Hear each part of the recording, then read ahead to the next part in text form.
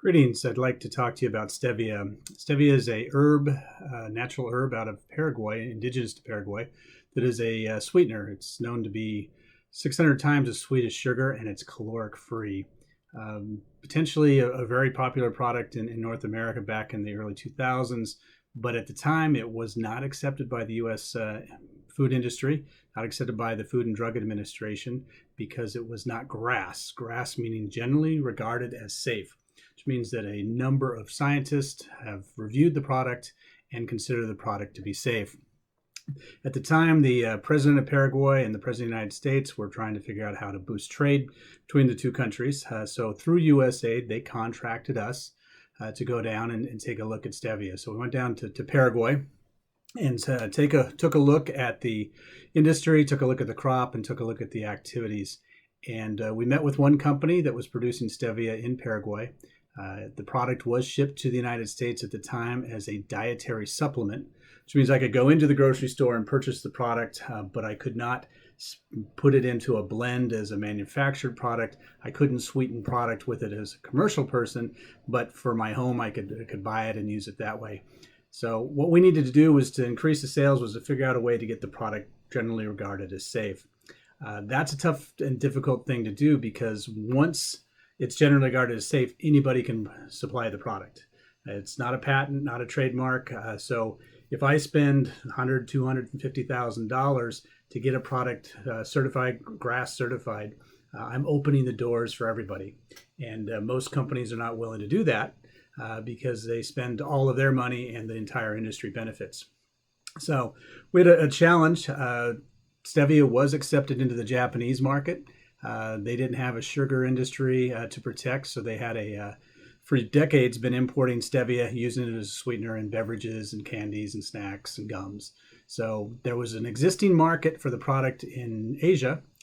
China was producing significant volumes, as was Indonesia, and they were selling their product into Japan.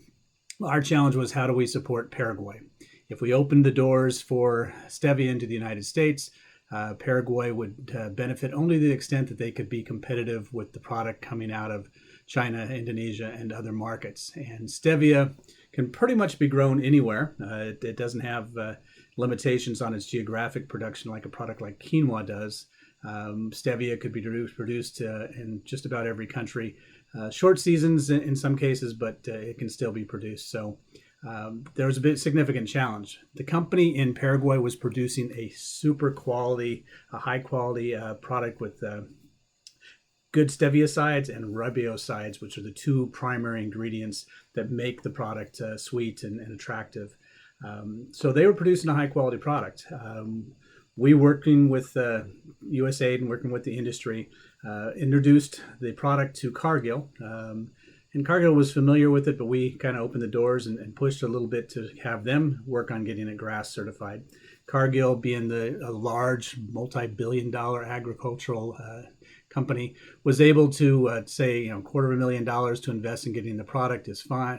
GRAS certified was fine because they had enough confidence in their ability to market it that was worth their gamble. So they began to get the product GRAS certified. That was back in 2006. Once it was certified, Paraguay had the opportunity to compete. Now, the problem that we ran into is the Paraguay product was too high of quality. The steviosides and rubiosides were too high in relationship to what was being produced out of India or out of China and Indonesia. So product had been formulated, particularly in Japan, had been formulated to meet the standards, to work with the level of sweetness and level of ingredients that was coming out of their suppliers in China and Indonesia. When we introduced the newer product, the quality was too high. It was like using a jet to get to the local grocery store. It was overkill. So in this case, it is possible for a product to be too high a quality. The problem we ran into was convincing the manufacturer in Paraguay to lower their quality. Because to him, he was very proud of this quality, proud of the fact that it was indigenous to Paraguay, and really didn't want to delineate or reduce the quality of their product, even though the problem was the quality was great, but it wasn't the right quality for the market. So it really doesn't matter what you like and what your quality feelings are. It matters what the market likes. And in this case, as an ingredient, the market had formulated everything to the level that was available in the market at the time.